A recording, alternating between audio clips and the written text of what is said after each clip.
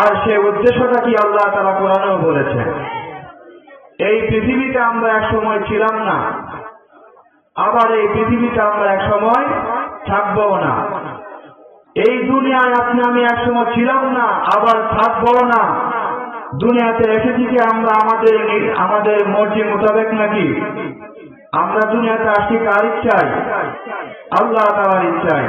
আবার দুনিয়া থেকে যেতে হবে আল্লাহ তাআলার ইচ্ছায়। যে আল্লাহ তাআলা দুনিয়াতে আপনাকে আমাকে তার ইচ্ছায় দুনিয়াতে পাঠাইছেন, আবার তার ইচ্ছায় দুনিয়া থেকে চলে যেতে হবে, সেই মালিকের সন্তুষ্টি দরকার আছে না নাই? সেই মালিকের সন্তুষ্টি দরকার আছে না নাই? সেই সন্তুষ্টি করার বস্তু হচ্ছে আল্লাহ পাকের বিধান মানা। এই কথাটাই আল্লাহ তাআলা বলতেছেন, যারা আমার ইবাদত করবে, আমি আল্লাহ ছাড়া কারো ইবাদত করবে না। আল্লাহ সুবহানাহু ওয়া তাআলা মানুষদেরকে সৃষ্টি করে আল্লাহ পাক একটা প্রশ্নবোধক কথা বলেছেন যে, হে মানুষেরা, আমি কি তোমাদেরকে অনর্থক বানায় দুনিয়াতে পাঠাইছি? আল্লাহ তাআলা প্রশ্ন করেছেন, আফাহাসিবতুম আন্নামা খালাকনাকুম আবাসা।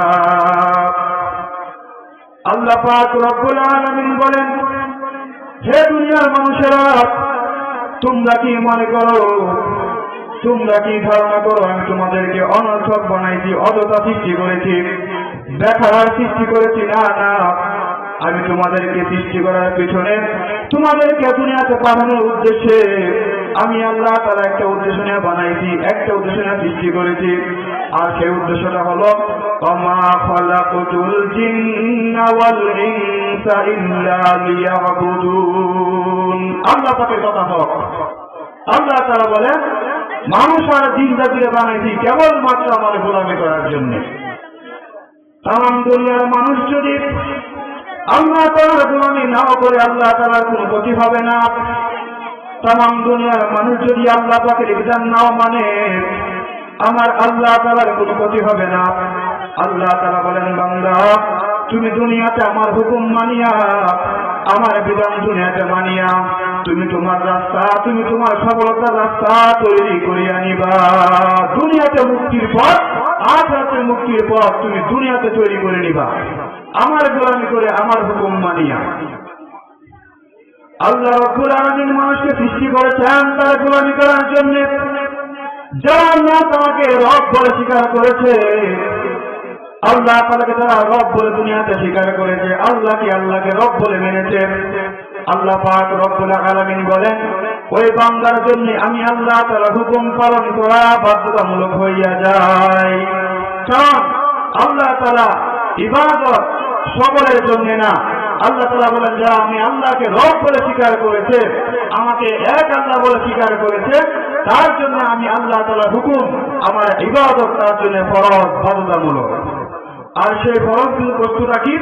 আল্লাহ সুবহানাহু ওয়া তাআলা বলেন, যারা আল্লাহকে মানার পরে, রাসূল মানার পরে, আল্লাহ রাসূল বিশ্বাস করার পরে তার জন্য কায়েম হয়ে যায়, বাধ্যতামূলক হয়ে যায় 5 ওয়াক্তের নামাজ হায়াতের জিন্দেগিতে বাস্তবায়ন করা। ঠিক না ঠিক? নামাজ কেবলমাত্র ইমানদারের জন্য, এই নামাজ কেবলমাত্র মুমিন মুসলমানের জন্য, এই নামাজ যারা কালিমা পড়েছে, আল্লাহ মেনেছে, রাসূল বিশ্বাস করেছে তাদের জন্য। আর এই নামাজ পড়লে কি ফায়দা হবে, উপকার হবে? আল্লাহ তাআলা কোরআনে বলেছেন, আমার আপনার নবীর জবানে হাদিসেও বলা হয়েছে। আল্লাহর পয়গম্বর তিনি বলেন, যারা দুনিয়াতে আল্লাহর এই বিধান দুনিয়াতে মানে, যারা নামাজ নামক মহাদৌলতকে হেফাজত করে, আল্লাহ রাসূল বলেন, as-সালাতু ওয়া ইমাদুদ্দিন, নামাজ হচ্ছে ধর্মের খুঁটি, দিনের খুঁটি। আল্লাহ রাসূল বলেন, as-সালাতু ওয়া ইমাদুদ্দিন, মান আকামাহা ফাকাদ আকামাদ-দ্বীন। যারা দুনিয়াতে এই নামাজকে কায়েম করে নিল, তার হায়াতের জিন্দেগিতে আমল বানিয়ে নিল, সেজন্য আল্লাহ তাআলা দিনটাকে পরিপূর্ণ করে নিল, দিনটাকে প্রতিষ্ঠা করিয়া নিল। পড়েন সুবহানাল্লাহ। এই নামাজ দিনের খুঁটি, ধর্মের খুঁটি। যার হায়াত থেকে নামাজ ছুটিয়া যাবে, যার হায়াত থেকে নামাজ বাদ হয়ে যাবে, যার হায়াত থেকে নামাজ দূরে থাকবে, নামাজ থেকে বিমুখ থাকবে, আল্লাহর সাথে বান্দার সম্পর্ক কাটিয়া যাবে। আল্লাহ রাসূল সাল্লাল্লাহু আলাইহি ওয়াসাল্লাম তিনি বলেন, হযরত জিবরাইল আলাইহিস সালাতু ওয়াস সালাম আল্লাহ তাআলাকে জিজ্ঞেস করে মালিক তুমি কোন কাজ করলে সন্তুষ্ট হও, বান্দার প্রতি রাজি হও? আল্লাহ তাআলা বলেন আমি সিজদা দিলে খুশি হই, আমি সিজদা দিলে খুশি হই, কারণ সিজদা চাইতে এত প্রিয় জিনিস, দামি জিনিস আমি আল্লাহ তাআলার কাছে আর কোনো নাই, সিজদার মতো দামি জিনিস। আল্লাহ রাসূল হাদিসের মধ্যে বলেন সিজদাতুল ওয়াহিদা খায়রুম মিনাদ দুনিয়া ওয়া মা ফিহা, আসমানের উপরে আসমানের নিচে জমিনের উপরে সবচাইতে দামি জিনিস হলো আল্লাহর কুদরতি পায়ে সিজদা করা। এই নাক আর কপাল আল্লাহ তাআলা সৃষ্টি করেছেন কেবলমাত্র আল্লাহকে সিজদা করার জন্য। হযরত জিবরাইল আলাইহিস সালাতু ওয়াস সালামের কথায় আল্লাহ পাক রব্বুল আলামিন বলেন জিবরাইল আমি আল্লাহ তাআলা খুশি হয়ে আমাকে সিজদা দিলে, সাথে সাথে জিবরাইল আলাইহিস সালাতু ওয়াস সালাম তিনি সিজদায় পড়ে গেলেন। সিজদায় পড়ার পরে তিনি দীর্ঘদিন সিজদায় করলেন, একাধারে তিনি 30,000 বছর সিজদায় পড়লেন। সিজদা করার পরে আল্লাহ পাক রব্বুল আলামিন জিজ্ঞেস করেন মালিক আপনি খুশি হয়েছেন নি? আল্লাহ তাআলা বলেন জিবরাইল ও জিবরাইল তুমি শোনো, আমি আল্লাহ তাআলা দুনিয়াতে মানুষ জাতিকে প্রেরণ করব, আর এই মানুষ যখন দুনিয়াতে আমি আল্লাহকে মানিয়া আমার রাসূলকে মানিয়া যখন তারা সিজদা করবে, তোমার 30 বছর সিজদার চাইতে আমি এক সিজদায় তার প্রতি আর বেশি খুশি হইয়া যাব। বলেন সুবহানাল্লাহ। হে আল্লাহর বান্দারা, দুনিয়ার সফলতার রাস্তা হচ্ছে আল্লাহর ইবাদতে, দুনিয়ার সফলতার রাস্তা হচ্ছে আল্লাহ পাকের ইবাদতে, দুনিয়ার শান্তি পরকালে শান্তি, দুনিয়ার মুক্তি পরকালের মুক্তি। এই নামাজ ছাড়া তোমার দুনিয়া আখিরাতে সফলতা আসবে না। অনেকে বলে যে নামাজ রোজা না করলেও চলে, এই কথা কোনো ঈমানওয়ালা আল্লাহ বিশ্বাসী কোন মুসলমানের জন্য কথা বলতে পারে না। কেন? আল্লাহ তাআলা নিজে বলতেছেন আমি আল্লাহ মানুষকে বানিয়েছি আমার গোলামি করার জন্য। নামাজ না পড়লে কি হবে তাও আমরা জানি, নামাজ পড়লে কি উপকার হবে তাও আমরা জানি, কিন্তু জানার পরে আমরা অপেহার কেন? দুনিয়ার দুটায় পড়ে, দুনিয়ার মায়ায় পড়ে আল্লাহ তাআলা এই কথাটা বলতেছেন ইয়া আইয়ুহাল্লাযীনা আমানু লা তুলহিকুম আমওয়ালুকুম ওয়ালা আওলাদুকুম আন যিকরিল্লাহ। আল্লাহ পাক রব্বুল আলামিন তার কথা কত সুন্দর, তার কথা কত চমৎকার।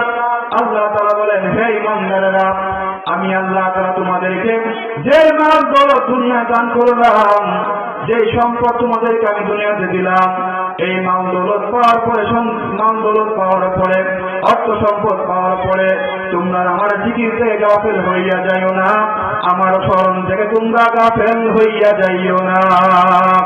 দুনিয়াতে তোমাদের আমার দেয়া বস্তু, আমার দেয়া মাল, আমার দেয়া অর্থ, আমার দেয়া সম্পদ এগুলি পাওয়ার পরে আমার জিকির থেকে তোমরা গাফেল হয়ে যাই না। এখানে আল্লাহ তাআলা জিকির দ্বারা বলেছেন 5 ওয়াক্তের নামাজ, যারা দুনিয়ার মুখে পড়িয়া, দুনিয়া কামায়ের পিছনে পড়িয়া এই নামাজ থেকে যারা দূরে সরিয়া যাবে, আল্লাহ তাআলা বলেন ফাউলাইকা হুমুল খাসিরুন, তার দুনিয়াও ক্ষতিগ্রস্ত, তার দুনিয়াও নষ্ট হবে, দুনিয়াও নষ্ট হবে, আখিরাতও তার জন্য নষ্ট হইয়া যাবে। বাবারা ভাইরা, সফলতার একমাত্র সফল আল্লাহ পাকের বিধান, নবীর তরিকা, আল্লাহ তাআলার বিধান। এই জন্য আল্লাহ তাআলা বলেন বান্দা, 1 নম্বর আদেশ হলো তোমার হায়াতের জিন্দেগিতে ওয়াকাদা রাব্বুকা আল্লা তা'বুদু ইল্লা ইয়াহু ওয়া বিল ওয়ালিদাইনি ইহসান। 1 নম্বর হলো আমি আল্লাহ তাআলা কারো ইবাদত দুনিয়াতে করা যাবে না, আমি আল্লাহ তাআলা কারো ইবাদত দুনিয়াতে করতে পারবে না, আমি আল্লাহ পাকের বিধান তোমাকে মানতে হবে। যদি দুনিয়ায় মুক্তি চাও, আখিরাতে মুক্তি চাও। এই পৃথিবীতে আমরা যে থাকবো না সকলে আমরা বিশ্বাস করি, কিন্তু এই বিশ্বাস করার পরে আমরা হায়াতে জিন্দেগিতে বাস্তবায়ন করি না। কিভাবে করি না? আমরা সকলে বলি আমরা মরবো, আর মরার পরে আমরা দুনিয়া থেকে যাওয়ার পরে, মরার পরে আমাদের স্থান কোথায় হবে? আওয়ালে বারজাখ, কবর জগতে। দেখেন দুনিয়াতে মানুষ বসবাস করে, আর বসবাস করতে গিয়ে মানুষ সুবিধা অসুবিধার মধ্যে পড়লে সাহায্য পাওয়া যায়, কিন্তু দুনিয়া থেকে চলে যাওয়ার পরে কবর জগতের মধ্যে গেলে পরে এই কবরে আযাব গজবের মধ্যে পড়লে সাহায্যের কোনো রাস্তা নাই। আল্লাহ রাসূল বলেন বেনামাজির কবরটা হবে সবচাইতে সংকীর্ণ, আর বেনামাজি সবচেয়ে বেনামাজি কবর হলো সবচেয়ে সংকীর্ণ, আর এই বেনামাজি আল্লাহ পাকের সকল প্রকার রহমত বরকত থেকে বঞ্চিত। বেনামাজি আল্লাহর রহমত বরকত থেকে বঞ্চিত। বেনামাজি দুনিয়াতে যত কিছুই উপার্জন করুক তার উপার্জনের মধ্যে বরকত থাকবে না, আল্লাহ তাআলা বরকত উঠায় নেই। এজন্য বাবারা ভাইরা, এক নম্বর আদেশ আল্লাহ তাআলা করতেছেন হায়াতের জিন্দেগিতে আল্লাহ পাকের ইবাদত করা, 5 ওয়াক্তের নামাজ হায়াতের জিন্দেগিতে পালন করা। এই 5 ওয়াক্তের নামাজ যদি দুনিয়াতে কেউ খুশু খুজু নিয়া আল্লাহর ভয় ভীতি নিয়া যদি কেউ আমল করতে পারে, আল্লাহ রাসূল হাদিসে কুদসির ভিতরে বলেন আল্লাহ তাআলা তাকে 5টা পুরস্কারে পুরস্কৃত করবেন। তার মধ্যে একটা হচ্ছে আপনার আমার যে ঘাটি সামনে কবর আছে, এই কবরে আল্লাহ তাআলা আযাব মুক্ত করে দিবেন। বলেন সুবহানাল্লাহ। কেমন সেই কবর? আল্লাহ রাসূল বলেন এই কবরের চাইতে ভয়ঙ্কর জায়গা আমি আর কোথাও দেখি নাই। এই কবরের পরিচয় দেয়, এই কবর তার নিজের পরিচয় দেয়। কেমন পরিচয় দেয় শোনেন। আমরা তো মাটির ভাষা বুঝি না, দুনিয়ার কোন মানুষের ভাষা ব্যতীত কোন জীব জন্তুর ভাষা আমরা বুঝি না। এই কবর প্রতিদিন বনি আদমকে ডেকে ডেকে বলে, বনি আদমেরা, হে বনি আদমেরা, আদমের সন্তানেরা তোমরা শোনো, আনা বাইতুল ওয়াহশা, আমি হচ্ছি সাপ বিচ্ছুর ঘর, আনা বাইতুল ওয়াহদা, আমি হচ্ছি একাকিত্বের ঘর, আমি হচ্ছি নির্জনতার ঘর, আনা বাইতুল উরবা, আমি হচ্ছি সাপ বিচ্ছুর ঘর, আনা বাইতুল তুদ, আমি হচ্ছি পোকামাকড়ের ঘর, মাটির ঘর, আনা বাইতুল জুলমা, আমি হচ্ছি অন্ধকারের ঘর। হে দুনিয়ার বনি আদমেরা, যদি কবরের মধ্যে পোকামাকড় দূর করতে চাও, যদি কবরের মধ্যে শান্তির ফায়সালা করতে চাও, সাপ বিচ্ছু দূর করতে চাও, অন্ধকার দূর করতে চাও, হায়াতের জিন্দেগিতে 5 ওয়াক্তের আমল নামা 5 ওয়াক্তের নামাজ নামক নূর তোমার কবরের মধ্যে নিয়ে আসিও। বলেন সুবহানাল্লাহ। এই নামাজ কবরের মধ্যে নূর হবে। এই নামাজ কি উপকার করে দুনিয়াতে? আল্লাহ তাআলা বলেন ইন্নাস সালাতা তানহা আনিল ফাহশাই ওয়াল মুনকার। আল্লাহ তাআলা বলেন নিশ্চয় মানুষকে নামাজ দুনিয়ার গর্হিত কাজ থেকে অন্যায় অপরাধ থেকে অশ্লীল কাজ থেকে ফাহশা কাজ থেকে তোমার হেফাজত করবে। আল্লাহ তাআলার কথা। এই নামাজি বান্দার দ্বারা দুনিয়াতে কোনোদিন গুনাহ কাজ হবে না, এটা আল্লাহ পাকের চ্যালেঞ্জ। কারণ আল্লাহ তাআলার কথা দুনিয়ার মানুষের চাইতো আল্লাহর কথা দামির চাইতে আরো বড় দামি কথা। এখন বলতে পারেন যে মানুষ নামাজ পড়ে তারা গুনার কাজ করে, আল্লাহ তাআলা বলেন তারা নিঃসন্দেহে নামাজের হক তারা আদায় করে না। যারা নামাজ পড়ার পর যারা সুদের ব্যবসা করে, ঘুষের ব্যবসা করে, যারা মিথ্যা সাক্ষ্য দেয়, যারা হারাম খায়, আল্লাহ তাআলা বলেন সত্যিকার অর্থে তারা নামাজের হক আদায় করে নাই, যার কারণে এই নামাজ তারা গুনাহ থেকে বাঁচাইতে পারে নাই। এই নামাজ কিভাবে আপনি গুনাহ থেকে বাঁচাবে? এই নামাজের দ্বারা সাহাবায়ে কেরামরা আল্লাহর পক্ষ থেকে তারা বিপদ মুক্ত হয়েছেন। এই নামাজ আদায় করে তারা সাহাবায়ে কেরামরা আল্লাহর পক্ষ থেকে রিজিকের পায়খানা করেছেন। আর আমরা সেজদার হালতে গিয়া মালিকের কাছে দোয়া করলে দোয়া আসমানে ওঠে না, এই দোয়া মালিকের কাছে আসমানে ওঠে না। এই জন্য আল্লাহ তাআলা বলেন এই নামাজ মানুষকে দুনিয়াতে একটা উপকার করে, বড় উপকার। সেটা হলো তাকে দুনিয়াতে গুনাহ জিন্দেগি থেকে বাঁচায় রাখে, তারা গুনাহমুক্ত জিন্দেগি করতে দেয়। একটা প্রকৃত নামাজের দ্বারা দুনিয়াতে ছোট থেকে বড় কোনো পাপ তারা হবে না, আল্লাহ তাআলা বলে দিয়েছেন। এই জন্য নামাজ আদায় করতে হবে ভয় ভীতির সহিত। আল্লাহ রাসূল বলেন যারা দুনিয়ায় নামাজ পড়ার পর যারা গুনাহ কাজ করে, হারাম কাজ করে, নিঃসন্দেহে তারা নামাজের হক আদায় করতে পারে নাই। আল্লাহ রাসূল বলেন হে সাহাবীরা, নামাজ হলো ওই নামাজ যে নামাজ আল্লাহর সাথে বান্দার সম্পর্ক যুক্ত করে দিবে। নামাজ হলো ওই নামাজ যে নামাজ বান্দার সাথে আল্লাহ তাআলা কানেকশন ফিট করিয়া দিবে, ওইটা হচ্ছে নামাজ। এই জন্য আল্লাহ তাআলা 1 নম্বর আদেশ, আল্লাহ পাকের হুকুম, ইবাদত করতে হবে আল্লাহ তাআলার। 2 নম্বর হলো আল্লাহ তাআলা ইবাদতের পরে তুমি তোমার পিতা মাতার হক দুনিয়াতে আদায় করিয়া নাও। আল্লাহ তাআলা তার হুকুমের পাশাপাশি পিতা মাতার হকটাকে আল্লাহ তাআলা বললেন।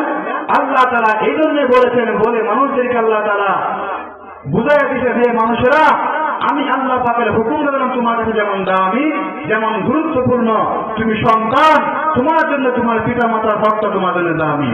নামাজ পড়া যেমন ফরজ, মাল হইলে পরে অর্থ হইলে পরে যাতায়াত দেওয়া যেমন ফরজ, হজ করা যেমন ফরজ, ঠিক তেমনি করে তুমি সন্তান তোমার জন্য পিতা মাতার হক আদায় করো তোমার জন্য ফরজ। একটুও পার্থক্য নাই। আপনি নামাজ পড়েন, আপনার দ্বারা পিতা মাতা কষ্ট পায়, এটা দ্বারা আপনার দুনিয়াতে কষ্ট হয়, আখিরাতে কষ্ট হয়। এই শেষটা আল্লাহর কাছে কবুল হয় না। আল্লাহর হক আদায় করে আল্লাহ তাআলা যেমন রাজি হয় খুশি হয়, পিতা মাতাকে সন্তুষ্ট করলে আল্লাহ তাআলা রাজি হয় খুশি হয়। এই জন্য আল্লাহ রাসূল বলেন, রিদাল রব্বি ফি রিদাল ওয়ালিদাইন ওয়া সাখাতুর রব্বি ফি সাখাতিল ওয়ালিদাইন। পিতা মাতার সন্তুষ্টি আল্লাহ পাকের সন্তুষ্টি, পিতা মাতার সন্তুষ্টি আল্লাহ তাআলার সন্তুষ্টির কারণ। অর্থাৎ পিতা মাতা যদি সন্তানের প্রতি রাজি থাকে খুশি থাকে, তাহলে আল্লাহ যদি সন্তানের প্রতি রাজি থাকে খুশি থাকে। আর পিতা মাতা যদি সন্তানের প্রতি নারাজ থাকে অসন্তুষ্ট থাকে, আল্লাহ তাআলা তার প্রতি নারাজ থাকে অসন্তুষ্ট থাকে। এই জন্য নামাজের পাশাপাশি আল্লাহর হুকুমের পাশাপাশি পিতা মাতার হকটাও আদায় করতে হবে। আপনি আল্লাহ পাকের হক আদায় করবেন, পিতা মাতার হক আদায় করবেন না, এটা আল্লাহর কাছে গ্রহণযোগ্য হবে না। কেননা এই দুনিয়াতে আপনার আমার আসার একটা মাধ্যম, সেটা হচ্ছে আপনার আমার পিতা মাতা, তাদের মাধ্যমে আমরা দুনিয়াতে আগমন করেছি। আর তাদের হক কেমন দামি হক, আল্লাহ রাসূল বলেন, যার পিতা মাতা দুনিয়াতে জীবিত আছে তার কাছে দুইটা নিয়ামত আছে, দুইটা জান্নাতের সার্টিফিকেট তার কাছে আছে। সে চাইলে জান্নাত অর্জন করতে পারে, সে চাইলে আবার জান্নাত না অর্জন করতে পারে। এই জন্য সাবধান, পিতা মাতার সাথে সন্তুষ্টি আচরণ করতে হবে। আর কিভাবে তাদের হক আদায় করবেন আল্লাহ তাআলা সে কথাটা বলে দিচ্ছেন। আল্লাহ তাআলা আয়াতে কারিমার ভিতরে বলেন, তোমার পিতা মাতা যখন বৃদ্ধ হয়ে যায়, যখন তারা বৃদ্ধ হয়ে যায়, বৃদ্ধ হয়ে যাওয়ার পরে তাদের স্মরণ শক্তি কমে যায়, আর স্মরণ শক্তি কমে যাওয়ার পরে তাদের মনটা অবুঝ শিশুর মতো হয়ে যায়, হয়ে যাওয়ার পরে তাদের চাহিদাও বেড়ে যায়। কিন্তু সাবধান, চাহিদা বেড়ে যাওয়ার পরে তাদের সাথে খরখশ ভাষায় কথা বলা যাবে না, তাদের সাথে খরখশ ভাষায় কথা বলা যাবে না, তাদের সাথে অকুল্লাহুমা কওলান কারীমা, বরং বিনয়ের সাথে, তাদের সাথে নম্রতার সাথে, ভদ্রতার সাথে আচরণ করতে হবে। এমন শব্দ উচ্চারণ করা যাবে না যেই শব্দ দ্বারা পিতা মাতা কষ্টের শ্বাস ফেলে, পিতা মাতা কষ্টের শ্বাস ফেলে উফ আহ শব্দ করে তারপরে শ্বাস ফেলে, না না, এভাবে কথা বলা যাবে না। অকুল্লাহুমা কওলান কারীমা, বরং বিনয়ের সহিত আচরণ করতে হবে, নরম ভাষায়, নরম ভাষা তাদের সাথে কথা বলতে হবে। বলেন সুবহানাল্লাহ, এটা আল্লাহ তাআলার কথা। এই পৃথিবীতে যেমন করে আল্লাহ পাকের ইবাদত করলে আল্লাহ তাআলা খুশি হয়, পিতা মাতার হুকুম মানলে পিতা মাতার খুশি করে যেমন তারা খুশি হয়, ঠিক তেমনি করে আল্লাহর নাফরমানি করলে পরে, পিতা মাতার নাফরমানি করলে পরে, ঠিক তেমনি ভাবে আল্লাহ তাআলা নারাজ হইয়া যায়। পিতা মাতা সন্তুষ্ট হইলে পরে আল্লাহর পক্ষ থেকে যেমন নিয়ামতের ভাগীদার হইয়া যাও, ঠিক তেমনি ভাবে পিতা মাতা যদি নারাজ হইয়া যায় আল্লাহর পক্ষ থেকে আযাবে গ্রেফতার হইয়া যায়। সাথে সাথে আল্লাহ তাআলা তুমি আযাব নাযিল করে। কেমন আযাব নাযিল করে আল্লাহ রাসূল, কেমন নাযিল করে?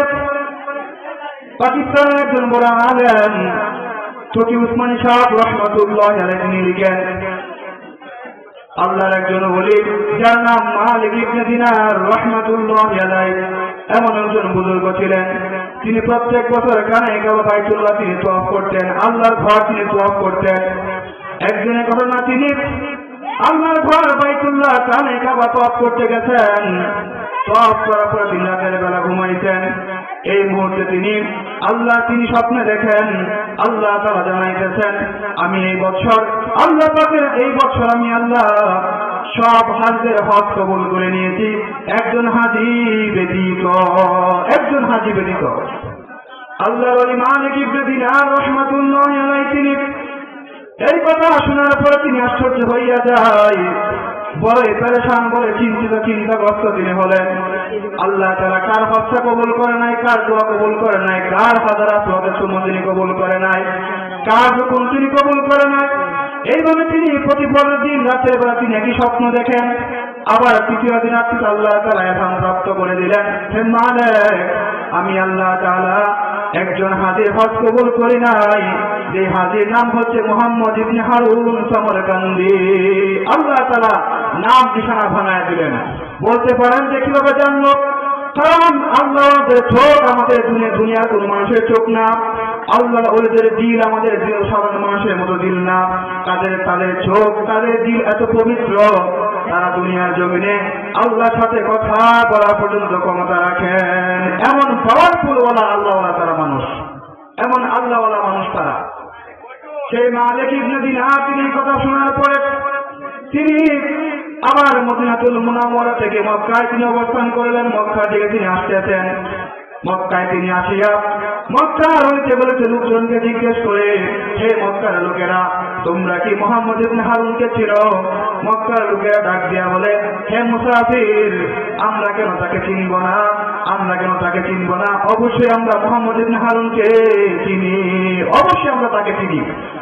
আল্লাহর বান্দা মালিক ইবনে দিনার রাহমাতুল্লাহি আলাইহি তিনি ডাক দিয়া বলে, হে মক্কার লোকেরা, তার বাড়িটা কোথায়, তার আশ্রমটা কোথায়, আমার একটু দেখাইয়া দাও।